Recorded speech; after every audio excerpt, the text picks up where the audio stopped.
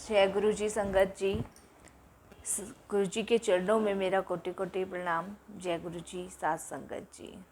संगत जी, आज अगर जुबा पे कुछ बात आ रही है तो बस वही आ रही है कि अगम अगोचा तेरा अंत ना जाना। संगत जी, कहाँ जान पाए हम गुरु जी के बारे में, या कहाँ समझ पाए हम गुरु जी को। संगत जी, गुरु जी महाराज ने हमें जमीन से उठा के अपने पलकों पे बिठा लिया। संगत जी, आज मैं गुरु जी के बारे में कुछ बेसिक बातें आपको बताती हूँ कि महाराज अपनी संगत का कैसे कल्याण करते हैं।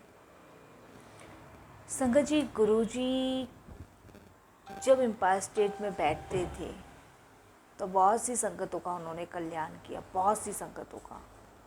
उसके बाद संगत जी, गुरु जी बड़े मंदिर बैठते थे, वहाँ भी उन्होंने काफ़ी संगतों का कल्याण किया। जब गुरु जी महाराज अपनी फ़िज़िकल फॉर्म में नहीं रहे तब गुरु जी ने अनगिनत लोगों का कल्याण किया। संगत जी, हम सब लोग बड़े भाग्यशाली हैं कि हम गुरु जी के चरणों से जुड़े हुए हैं। संगत जी, उन संगतों में से कुछ संगत मैं भी हूँ। संगत जी, गुरु जी से मिलने से पहले की ज़िंदगी तहस नहस थी, जिसे कहते हैं जिसका ना कोई उतार था न चढ़ाव था। किस दिशा में ज़िंदगी जा रही है कुछ नहीं पता। लेकिन गुरु जी से जुड़ने के बाद ज़िंदगी के सही मायने समझ में आए। संगत जी, बहुत सारी संगतें कमेंट्स करके पूछती हैं कि आंटी जी, गुरु जी तो हमारी सुनते ही नहीं हैं। संगत जी, गुरु जी सबकी सुनते हैं। ये सिर्फ़ और सिर्फ हमारे मन का छोटा सा वहम है कि गुरु जी हमारी नहीं सुनते हैं। गुरु जी सबकी सुनते हैं। संगत जी, आज जो हम सांस भी ले रहे हैं या हम छत के नीचे भी बैठे हैं, जो हम अच्छी से अच्छी ज़िंदगी, मैं कहती हूँ थोड़ी सी भी जी रहे हैं, वो सिर्फ गुरु जी महाराज की वजह से जी रहे हैं। संगत जी, नहीं तो हमारे कर्म इतने माड़े होते हैं ना, अगर सारे हम भोगने बैठ जाएं तो सच बताऊं, शर्म के मारे हम मर जाएंगे। संगत जी, ना जाने कितने अपराध हमसे दिन में होते हैं, ना जाने कितनी इस वाणी से अशब्द निकलते हैं। गुरु जी महाराज के कहे हुए निर्देश पे कभी हमने अमल किया है? संगत जी, गुरु जी को हम कह तो देते हैं कि महाराज आप हमारी नहीं सुन रहे, लेकिन संगत जी बिल्कुल गलत है। गुरु जी सबकी सुन रहे हैं, सबकी। हम बड़े भाग्यशाली हैं जो गुरु जी के चरणों से जुड़े हुए हैं। संगत जी, मैं आपको बता दूं, सत्संग भी उसी संगत को मिलना है जिसे गुरु जी चुनेंगे। गुरु जी जोड़ते भी उसे ही हैं जिसे गुरु जी चुनेंगे। बड़े मंदिर भी वही संगत पहुँचेगी जिसे गुरु जी चुनेंगे। संगत जी, जहाँ में तो अनगिनत लोग हैं, अनगिनत, वो कभी बड़े मंदिर नहीं जाते। बड़े मंदिर अगर कोई संगत जा रही है, कोने कोने से संगत अगर जा रही है, तो वो गुरु जी की मर्जी से जा रही है। संगत जी, मैं अगर अपनी बात करूं तो मुझे बहुत गुरुजी ने ब्लेस किया है, भरपूर तरीके से गुरुजी ने ब्लेस किया है। एक टाइम ऐसा था कि रोटी को मोहताज थे हम लोग, और एक टाइम ऐसा है कि अपना पेट भरने के बाद हम 10 लोगों को और खिलाने की क्षमता रखते हैं। ये है गुरुजी महाराज की लीला। संगत जी, हमारे कर्म कटवाने में गुरुजी मदद करते हैं। हमारे बहुत माड़े कर्म होते हैं। और संगत जी, एक बात मैं आपको और बता दूं, ईश्वर से मिलने का सर्वश्रेष्ठ रास्ता सिर्फ और सिर्फ भक्ति का मार्ग है। अगर आपने उस भक्ति के मार्ग पे चलना सीख लिया, गुरुजी को आत्मसमर्पण करना सीख लिया, तो संगत जी आप निश्चिंत हो जाएंगे। और संगत जी, अपने बुरे कर्मों से बचने का हमारे पास सिर्फ और सिर्फ एक ही रास्ता है कि गुरुजी को आत्मसमर्पण कर दो। क्या कभी हमने अपने अंदर झांका है कि हमने कभी आत्मसमर्पण किया है कि नहीं किया है? संगति कहती है कि गुरुजी हमारी नहीं सुनते। आप कैसे कह सकते हो गुरुजी आपकी नहीं सुनते? क्योंकि आपकी लिस्टें इतनी बड़ी होती हैं कि गुरुजी मेरी नौकरी लगवा दो, गुरुजी मेरी शादी करवा दो, गुरुजी मुझे विदेश भेज दो, गुरुजी मेरे पति का काम अच्छा सा करवा दो। संगत जी हम लोग करते ही क्या है? दिन भर मांगते ही तो रहते हैं, एक भिखारी की तरह बस मांगने का काम हो गया हमारा। हमने कभी ये जानने की कोशिश नहीं करी कि गुरुजी हमसे क्या करवाना चाहते हैं, गुरुजी हमें क्या कहना चाहते हैं, क्या समझाना चाहते हैं। ये कभी हमने संगत जी जानने की कोशिश नहीं करी। संगत जी गुरुजी हमें से चाहते हैं कि हम उन्हें आत्मसमर्पण करें। आत्मसमर्पण का मतलब मैं आपको बताती हूँ। आत्मसमर्पण का मतलब है बिल्कुल निश्चिंत हो जाना, बिल्कुल निश्चिंत कि हमें कुछ नहीं पता, जो भी करेंगे वो दाता करेंगे, वो परमेश्वर करेंगे, गुरुजी बैठे हैं। और संगत जी आत्मसमर्पण का हकीकत का मतलब ही यही है। जब हम अपने आप को किसी को सौंप देते हैं ना तो हम निश्चिंत हो जाते हैं। जैसे एक छोटा बच्चा होता है, उसको पता है अगर मैं गिरूंगा तो मेरी माँ मुझे संभाल लेगी, उसे खौफ नहीं रहता। अगर माँ उसको गोद से उछाल भी रही है ना संगत जी, तो उसको पता है मैं गिर नहीं पाऊंगा क्योंकि माँ है, वो संभाल लेगी, वो निश्चिंत होके रहता है। तो इसे कहते हैं संगत जी आत्मसमर्पण। बिल्कुल निश्चिंत हो जाइए, बिल्कुल निश्चिंत कि गुरुजी बैठे हैं, सब देखेंगे, सब संभालेंगे।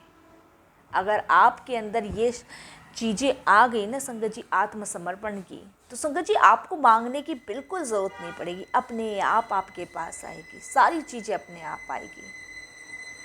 कभी भी गुरुजी से मांगना नहीं चाहिए, गुरुजी को मानना चाहिए।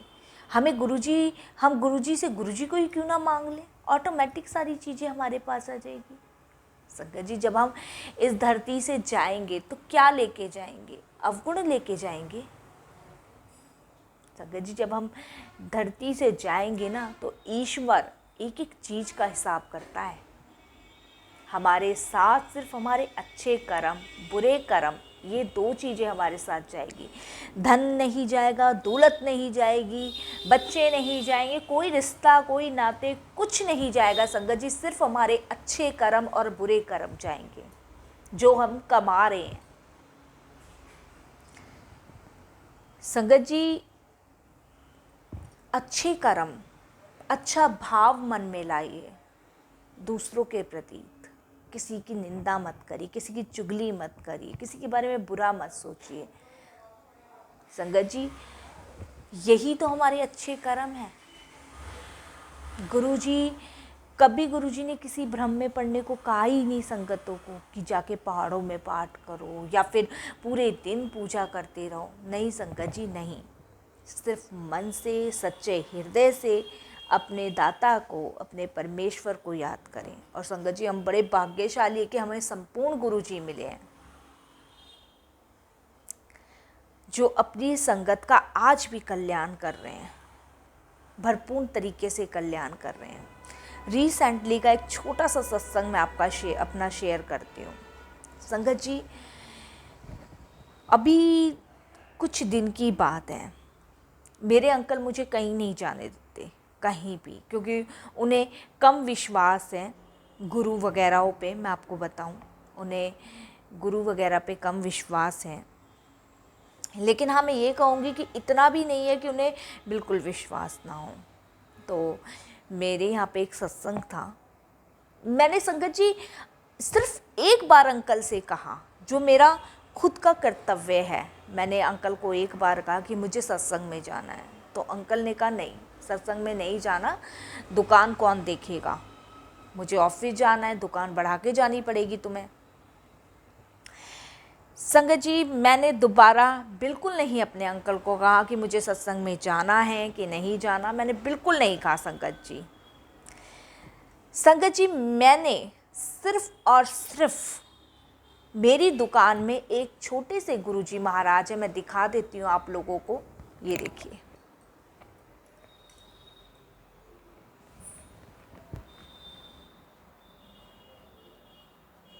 संगत जी ये गुरुजी महाराज मैंने आपको दिखाए। तो सिर्फ ये छोटे से गुरुजी महाराज हैं और अंकल के मना करने के बाद संगत जी मैं दुकान पे आ गई। मैंने कुछ नहीं किया। शाम का संगत जी सत्संग था, 4 बजे की पालकी थी, 5 बजे से शबद कीर्तन थे। और संगत जी मैंने सिर्फ दुकान में आके अपने अंकल से पूछने के बाद मैंने दोबारा उनसे जिक्र नहीं किया। दुकान में आने के बाद फिर मैंने गुरुजी महाराज से कहा, मैंने कहा गुरुजी आज आप देखो कि सत्संग में आपको मुझे कैसे बुलाना है, मेरा बहुत मन है आपके सत्संग में आने का। सिर्फ संगत जी मैंने इतना कहा। ये मेरा आत्मसमर्पण है गुरुजी पे, क्योंकि मुझे ये पता है कि अगर अंकल नहीं सुनेंगे या कोई मनुष्य नहीं सुनेगा तो मेरे परमात्मा सुनेंगे। संगत जी मैंने गुरुजी से कहा कि गुरुजी मुझे आज सत्संग में जाना है, आप देख लो कैसे बुलाओगे, मेरा बहुत मन है। संगत जी बस मैं इतना कह के और मैं अपने काम में लग गई, अपनी दुकान को संभालने लग गई, क्योंकि मैंने अपनी अर्जी अपने गुरुजी के सामने रख दी थी। 4 बजे का संगत जी पालकी थी और आप यकीन नहीं मानोगे 3 बजे मेरे अंकल का मेरे पास फ़ोन आता है और मुझे कहते हैं तुम एक काम करो, तुम्हें सत्संग में जाना था, तुम चली जाओ और दुकान बढ़ा के चली जाना। संगत जी मेरे को पूरा विश्वास था कि गुरुजी कहीं ना कहीं से कैसे ना कैसे करके इंतज़ाम करवा ही देंगे, अंकल को मना ही लेंगे। अंकल ने स्पेशल मुझे 3 बजे फ़ोन किया और मुझे कहा कि तुम एक काम करो, दुकान बढ़ा के और चली जाना सत्संग में, कोई बात नहीं आज बढ़ा दो दुकान, कोई नहीं। और संगत जी मैं 3 बजे मैंने दुकान बढ़ाई अंकल के फ़ोन के बाद। मैं रेडी हुई, रेडी होने के बाद मैं सत्संग के लिए निकल गई। सत्संग में निकलने के बाद संगत जी मैंने गुरुजी की पालकी अटेंड करी। पालकी अटेंड करने के बाद शबद कीर्तन 5 बजे से स्टार्ट हुआ और शबद कीर्तन में संगत जी मैं बैठी। संगत जी जहाँ मैं बैठी थी, ये देखिए गुरुजी की लीला है। सब गुरुजी कहते हैं ना, हमारी सोच से भी आगे गुरुजी सोचते हैं। ये 1 हफ्ते की बात है संगत जी, हमारी सोच से भी पहले गुरुजी महाराज सब सोचते हैं। संगत जी मेरे से आगे एक संगत बैठी थी, शबद वाणी कीर्तन चल रहा था। कीर्तन होने के बाद संगत जी आंटी जो हैं, जो मेरे से आगे आंटी बैठती हैं, वो सेवा करने के लिए उठती हैं। और संगत जी जब वो उठती हैं तो उनके पैर के पास एक 2 का सिक्का पड़ा हुआ होता है। मैं उस सिक्के को देखती हूँ और अपनी बेटी को मैं कहती हूँ कि ये आंटी जो आई हैं इनका सिक्का है, अभी ये आएंगी दोबारा से तो आप इनको दे देना। संगत जी मैं उस चीज़ को समझ नहीं पाई कि गुरुजी महाराज कहाँ मुझे ब्लेसिंग्स किस रूप में दे रहे हैं। मुझे नहीं पता था संगत जी, बिल्कुल भी नहीं पता था। संगत जी मेरी बेटी ने वो ब्लेसिंग संगत जी मेरे लिए थी। असल में गुरुजी मुझे दे रहे थे, लेकिन वो कहते हैं ना हम इंसान हैं, नहीं जल्दी से महाराज की लीलाओं को समझ पाते। और संगत जी वो 2 का सिक्का मेरी बेटी उठाती है, वो आंटी जल प्रसाद की सेवा करके वापस से उसी जगह पे बैठती हैं। और बैठने के बाद मेरी बेटी कहती है आंटी ये आपका सिक्का 2 का सिक्का आपका गिर गया था आपके पर्स से, ये लो। तो वो आंटी उससे 2 का सिक्का लेती हैं और संगत जी मेरे ही सामने वो अपनी पर्स की चैन खोलती हैं और पर्स की चैन में वो सिक्का रख के पर्स की चैन बंद करके और वो जो पर्स है वो एक पॉलीथीन में डाल देती हैं। जो उनके साथ एक बैग और था उसमें वो बैग वो वाला डाल देती हैं। संगत जी फिर तो सवाल ही नहीं उठता वो 2 का सिक्का गिरने का। अगर मेरा पर्स है, मैं पर्स की चैन खोल के वो सिक्का डाल दूंगी, उस पर्स की चैन को बंद कर दूंगी और फिर जो मेरे साथ बैग है उस पर्स को मैं बैग में रख दूंगी और फिर उसके बाद मैं सेवा करने वापस चली जाऊंगी। तो संगत जी सवाल ही नहीं उठता वो 2 का सिक्का गिरने का। संगत जी उसके बाद देखिए क्या होता है, वो आंटी चली जाती हैं जल प्रसाद की सेवा करने वापस से। जब वो आंटी फिर से उठती हैं संगत जी वो 2 का सिक्का वहीं वापस फिर मुझे दिखता है। ये है गुरुजी महाराज, ये है गुरुजी महाराज की लीलाएं। और संगत जी ये है गुरुजी महाराज की ब्लेसिंग्स देने के तरीके। अपनी संगत को किस रूप में, किस तरीके से गुरुजी को ब्लेसिंग्स देनी है वो गुरुजी महाराज जाने, हम नहीं समझ पाते। संगत जी, वो 2 का सिक्का मुझे वापस से उसी जगह पे मिलता है जहां मैंने उन आंटी को देखा था। उसके बाद संगत जी मैं समझ जाती हूँ कि ये गुरुजी महाराज की ब्लेसिंग्स है और मेरे लिए ही है। संगत जी, मैं उस 2 के सिक्के को उठाती हूँ और महाराज का हाथ जोड़ के धन्यवाद करती हूँ कि गुरुजी आपने ये ब्लेसिंग्स मेरे लिए दी थी और मैं मूर्ख थी जो समझ नहीं पाई। शुक्राना गुरुजी का, बहुत बहुत शुक्राना संगत जी। संगत जी, वो 2 का सिक्का सत्संग से लाने के बाद संगत जी मेरे पर्स में वो सारी चीज़ें आ गईं जिसका मैंने कभी सोचा नहीं था। मेरी मदर इन लॉ के पास मेरी ज्वेलरी रखी थी जो वो मुझे देती नहीं थी, मैं आपको बताऊं, कभी नहीं देती थी। संगत जी, वो ज्वेलरी उन्होंने मुझे वापस दी, जबकि मैंने कभी मांगी भी नहीं संगत जी, लेकिन मुझे ये पता था कि 8-10 साल से उनके पास वो मेरी ज्वेलरी रखी है। मैं उनसे कभी नहीं मांगती थी और ना कभी मैंने ली। और संगत जी, वो 2 का सिक्का मेरे पास, जो गुरुजी ने मेरी ब्लेसिंग्स भेजी, उस 2 के सिक्के ने मेरे पास वो चीज़ों की कमियां पूरी कर दी जो मेरे को कमी रहती थी, जो शायद मैं अपनी ज़िंदगी में दोबारा कभी नहीं बनवा सकती थी। ये संगत जी गुरुजी महाराज की ब्लेसिंग्स हैं।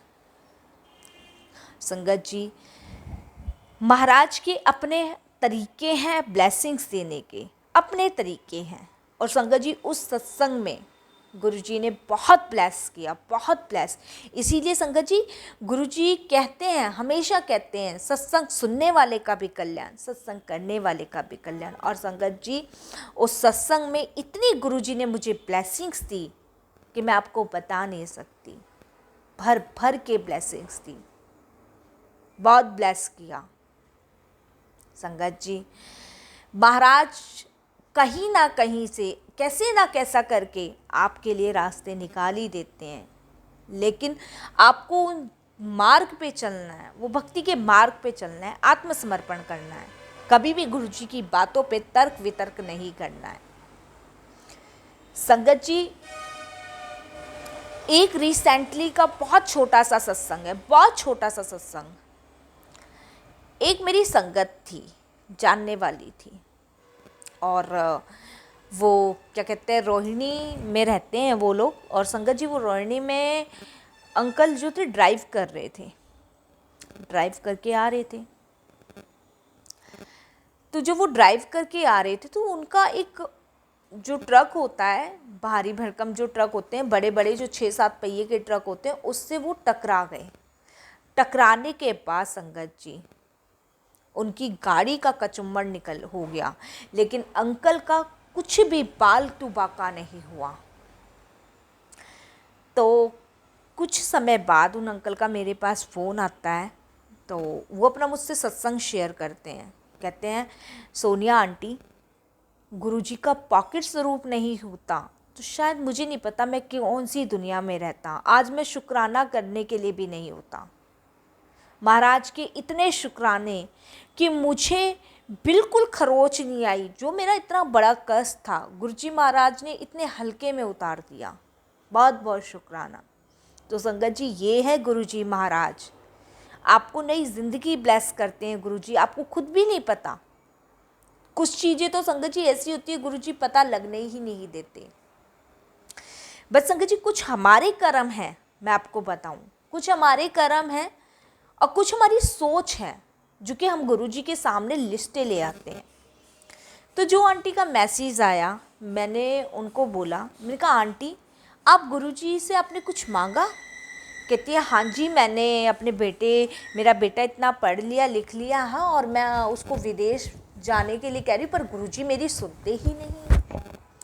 संगत जी, अब उन आंटी को कौन समझाए? जो आपके लिए अच्छा होगा वही तो गुरुजी महाराज देंगे। जो आपका हो सकता है विदेश ना जाके आपका बेटा इंडिया में ही ज़्यादा तरक्की कर ले, या विदेश जाके, वो कहते हैं ना संगत जी, कहावत बनी है, राजा रंक हो जाए और रंक राजा हो जाए, ये सब गुरुजी महाराज की प्लानिंग है। क्या चीज़ आपके लिए अच्छी है, क्या चीज़ आपके लिए सही है, वो सब गुरुजी महाराज जानते हैं। एक घड़ी आदि घड़ी, आदि से भी आद, तुलसी संगत साधु की, हरऊ कोटि अपराध।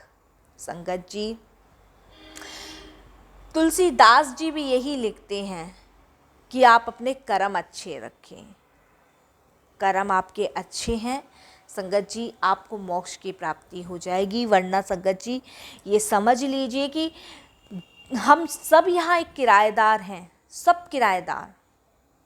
जब हम परमात्मा के पास जाएंगे ना संगत जी, तो हमारे अच्छे और बुरे कर्म ही हमारे साथ जाने और कुछ नहीं जाना। आप सोचे धन दौलत, ये तो बस जीते जी आदमी ये कहता है ये मेरा मेरा मेरा मेरा मेरा क्यों करना है। संगत जी हम ये क्यों नहीं कहते सब ईश्वर का, सब गुरु जी का।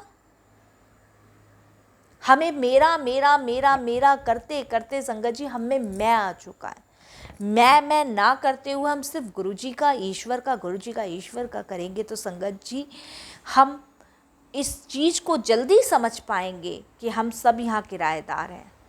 आज भी संगत जी, आज भी कुछ गलत काम करने से पहले मेरी रूह, मेरी आत्मा काँप जाती है, क्योंकि मुझे ये पता है कि मेरे ईश्वर, मेरे महाश्वर शक्तिमान सब देख रहे हैं। संगत जी इसीलिए कहते हैं गुरु जी को आत्मसमर्पण करें, अपने कर्म अच्छे रखें, नित्य नेम जाप करें। जितना आप जाप करेंगे उतना संगत जी आप अपने कर्मों को कटवाने में सफल रहेंगे। संगत जी हमें अगर अपने कर्म कटवाने हैं तो जाप करें। संगत जी मंत्र जाप में इतनी शक्ति है, इतनी ताकत है कि वो मरे हुए इंसान को भी जिंदा कर सकता है। संगत जी एक मेरे को सत्संग और याद आ रहा है। एक पूनम आंटी हैं, दिल्ली में ही रहती हैं वो। संगत जी उनकी आर्थिक परेशानियां बहुत ज़्यादा हैं, बहुत ज़्यादा। उनके हस्बैंड की दोनों किडनी ख़राब थी संगत जी। डॉक्टर ने उनको एडमिट किया। एडमिट करने के बाद संगत जी लास्ट स्टेज पे थे वो और मना कर दिया डॉक्टरों ने कि अब बचने की कोई उम्मीद नहीं है। तो जिस बेड पे वो लेटे थे एम्स में, उसी बेड के साइड में एक आंटी थी जिनकी मदर इन लॉ बीमार थी। तो वो कहते हैं संगत जी जब हस्बैंड के बारे में ये पता चले कि भाई अब बचने की कोई उम्मीद नहीं है, तो संगत जी सोचिए जो पत्नी होती है उसका क्या हाल होगा। संगत जी बराबर में एक आंटी थी। डॉक्टरों के जाने के बाद उन आंटी ने ये कहा कि ये गुरुजी का स्वरूप है और इनको आप तकिए के नीचे रख दो। इनके संगत जी वो तकिए के नीचे रख दिया, जबकि पूनम आंटी के अंकल के शरीर में बिल्कुल भी जान नहीं थी। संगत जी ये आंखों देखी हुई चीज़ है, मेरी आंखों देखी हुई चीज़। गुरुजी का स्वरूप जब उन्होंने तकिए के नीचे रखा और संगत जी एकदम से उनको झटका लगता है, और झटका लगने के बाद संगत जी वो आंटी को कहते मुझे भूख लग रही है बहुत तेज, मुझे कुछ खाने को दो, जबकि अंकल जी ने कुछ समय से कुछ खाया नहीं था। आंटी ने कुछ खाने को दिया, उसके बाद डॉक्टर्स को बुलाया। डॉक्टर्स ने फिर से रिपोर्ट्स चेक करी। जब दोबारा से रिपोर्ट्स चेक हुई संगत जी, अंकल बिल्कुल ठीक थे, नॉर्मल थे, बिल्कुल कोई प्रॉब्लम नहीं। उस दिन का दिन है और आज का दिन है। पूनम आंटी इतना नीवा स्वभाव संगत जी, वो गुरुजी के बिना एक पल नहीं जी सकती उन्होंने, क्योंकि वो खुशियाँ प्रदान करी गुरुजी ने, उनके अंकल को नई ज़िंदगी ब्लेस करी। ये सब गुरुजी महाराज की देन है। और संगत जी उन्होंने पूरी तरीके से आत्मसमर्पण कर दिया। आज की डेट में अगर उनसे कोई पूछता है कि पूनम आंटी कैसी ज़िंदगी चल रही है, तो उनके शब्द सिर्फ यही होते हैं, गुरुजी महाराज की ब्लेसिंग्स हैं, उनकी बदौलत ये सांसें चल रही हैं। इसी कहते हैं संगत जी आत्मसमर्पण करना। मांगने नहीं है संगत जी। मांगने से ये समझ लीजिए कि आप गुरु जी से दूर हो रहे हैं। गुरु जी दे तो देंगे वो चीज़ आपको, लेकिन वो आपके लिए अच्छी है, ठीक है, नहीं है, उसके बाद फिर भी आपको गुरु जी को ही ब्लेम करना है। इसलिए संगत जी गुरु जी से गुरु जी को मांगे, अपना नित्य नेम पाठ करें, सिमरन करें, पूजा पाठ करें। दुनिया के मोह माया से जब ही छूट पाएंगे जब आप पूरी तरीके से गुरु जी महाराज को आत्मसमर्पण कर पाएंगे। संगत जी हमें अपने कर्म सुधारने हैं, हमें दूसरे के कर्म नहीं सुधारने, हमें सिर्फ अपना भला देखना है, हमें अपनी ब्लेसिंग्स लेनी है, अपने बारे में सोचना है कि हम ऊपर जब जाएंगे तो क्या लेके जाएंगे। हम बुराई नहीं लेके जाएंगे, हमारे कर्म नहीं लेके जाएंगे, हम अच्छे कर्म लेके जाएंगे। सोचिए संगत जी, आज हम माड़े कर्म करेंगे, हमारे कर्म खराब हैं, चुगलियाँ, बुरा, जल, कपट, पता नहीं क्या क्या हम बुराइयाँ हम लोगों के अंदर भरी हो। संगत जी ये लेकर जाएंगे, ये लेके जाने के बाद इसे भोगने फिर हमें दोबारा आना पड़ेगा, और वो दोबारा जो भोगने हमें आना पड़ेंगे वो और बुरी हालत में होगा। संगत जी आज की डेट में जो जेलों में लोग बंद हैं, जो बीमार हैं, जो आर्थिक परेशानियों से जूझ रहे हैं, जिन बेटियों के घर टूट रहे हैं, ये सब कर्म ही तो भोग रहे हैं, क्योंकि इनके कर्म कटते नहीं है, ये और कर्म करते हैं और ईश्वर इनको वापस भेजता है कर्म कटवाने के लिए। तो संगत जी हमें ऐसा नहीं करना है। हमें सिर्फ गुरुजी महाराज ही एक ऐसे समाधान है हम सबका जो कि हमें मोक्ष दिलवा सकते हैं, जो कि हमें सीधे परमात्मा से मिलवा सकते हैं। एक बहुत छोटी सी कहानी है संगत जी, बहुत छोटी सी है। मैं काफ़ी सत्संगों में अपने सुना चुकी हूँ, बहुत सारे सत्संगों में सुना चुकी हूँ। आज फिर से एक बार गुरुजी महाराज ने आज्ञा दी और याद करवाई वो कहानी, तो मैं फिर से वो कहानी आप सब लोगों के साथ शेयर करूँगी। संगत जी एक आदमी था, एक सब्जी बेचने वाले ठेले वाला आदमी था, और एक राजा था। दोनों की मृत्यु हो जाती है। मृत्यु होने के बाद संगत जी जो राजा था वो बिल्कुल पूजा पाठ नहीं करता था, बिल्कुल भी पूजा पाठ नहीं करता था, लेकिन जो सब्जी के ठेले वाला था वो बहुत पूजा पाठ करता था। सब्जी के ठेले वाले ने गुरु भी बना रखे थे, लेकिन राजा ने कुछ भी नहीं बनाया था, क्योंकि वो तो प्रजा के अहंकार में था, अपने राजा होने का घमंड दिखा रहा था कि मैं तो पूरी प्रजा को चला के चल रहा हूँ। दोनों की मृत्यु होती है, दोनों ईश्वर के पास जाते हैं।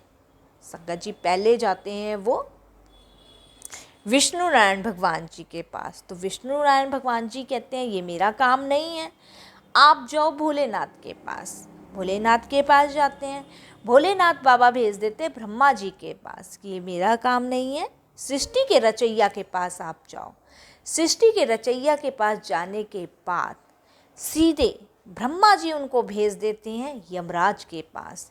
जब यमराज के पास वो लोग जाते हैं तो संगत जी यमराज उनसे पूछता है तुम्हारा सारा लिखा चिट्ठा खाता मेरे पास है, अब तुम मुझे ये बताओ कि तुम लोगों ने कौन सा नेक काम किया, कौन सा नेक काम करके तुम लोग आए हो जिसकी वजह से मैं तुम्हें माफ़ कर सकता हूँ। क्या तुमने अपनी ज़िंदगी में कोई गुरु बनाया? तो राजा कहता है नहीं, मैंने तो कोई गुरु नहीं बनाया, मैं तो सिर्फ प्रजा का ही ख्याल रखता था। तो यमराज जी कहते हैं प्रजा का भी ख्याल तुम ऐसे रखते थे कि प्रजा को ही निचोड़ के तुम खा रहे थे। ठीक है जी। उसके बाद संगत जी ठेली वाले से पूछते कि हाँ जी यमराज जी, मैंने गुरु बनाए हैं। अच्छा, तुमने क्या नेक काम किया है? मैं ईश्वर की भक्ति करता था सब्जी का ठेला बेचने के बाद, उसके बाद शाम को मैं हाथ मुंह धो के पहले ईश्वर को याद करता था, फिर अपना भोजन प्राप्त करता था। क्या राजा तुमने ऐसा कुछ किया? राजा कहता है नहीं जी, मैं तो प्रजा का ध्यान और इसमें। तो यमराज कहते हैं उसके पास कुछ शब्द नहीं थे यमराज को बयां करने के लिए। संगत जी यमराज कहते हैं राजा तुमने चाहे कितने गलत काम करे, कितनी संगत को, कितनी प्रजा को दुख दिया तुमने, कितना तुमने बहिष्कार फैलाया समाज में, कितना तुमने गलत काम किया, एक दफ़े तुमने ईश्वर को याद नहीं किया, लेकिन तुमने एक काम अच्छा किया, तुम रोज सुबह उठ के चिड़ियाओं को दाना डालते थे, पशुओं को हरा चारा डालते थे। सिर्फ तुम्हारा मात्र यही अच्छा काम तुम्हें बुरे कर्मों से बचा सकता है। और जो वो ठेली वाला होता है, उसके तो गुरु ही उसको बचा लेते हैं। संगत जी, इसीलिए कहते हैं कि हमें अनजाने में भी अपने कर्म खराब नहीं करने हैं। संगत जी, इस तरीके से वो जो राजा था अपने कुछ अच्छे कामों की वजह से बच गया। सोचिए संगत जी, नहीं तो बहुत मुश्किल था संगत जी, उसे वो कर्म भोगने के लिए वापस आना पड़ता। इसीलिए संगत जी, हम बड़े भाग्यशाली हैं कि हम गुरुजी महाराज के चरणों में जुड़े हुए हैं। हम उस दाता के, उस ईश्वर के चरणों से जुड़े हुए हैं। बस संगत जी, आज का सत्संग मैं यहीं समाप्त करूंगी। फिर गुरुजी महाराज ने मुझे आज्ञा दी तो फिर मैं गुरुजी की लीला, वर्णन, महिमा का गुणगान आप सभी गुरु परिवार के साथ शेयर करूंगी। संगत जी, बस मैं गुरुजी से अरदास करूंगी कि हे मेरे दाता, हे मेरे ईश्वर, सर्वदा भला करो, सबका कल्याण करो, अपनी सेवा, सिमरन, पूजा, भक्ति की दात बख्शो, अपने चरण कमलों से जोड़े रखो, सबको जोड़ो। और संगत जी, आप सब लोगों से हाथ जोड़ के विनती कि गुरुजी को आत्मसमर्पण करो। गुरुजी से मांगो मत, गुरुजी को मांगो, खुद ही गुरुजी को मांग लो कि गुरुजी हमें तो सिर्फ आप चाहिए, पूरा संसार मिल जाएगा। जब भी आप पे समय हो, जो भी आप कार्य कर रहे हो, उसमें सिर्फ मंत्र जाप करें, सिमरन करें। आप राम को मानते हैं, राम राम जपे। आप गुरुजी को मानते हैं, गुरुजी जिस भी आप उनको मानते हैं उनका सिमरन करें। क्योंकि संगत जी, एक यही भक्ति का मार्ग है जिससे आपको आपके माड़े कर्मों से बचाया जा सकता है। आत्मसमर्पण करिए संगत जी, खुद ब खुद सारी चीज़ें आपके पास आ जाएंगी। और संगत जी, अगर कोई भी सबसे बड़ा आशीर्वाद है तो वो है निरोगी काया।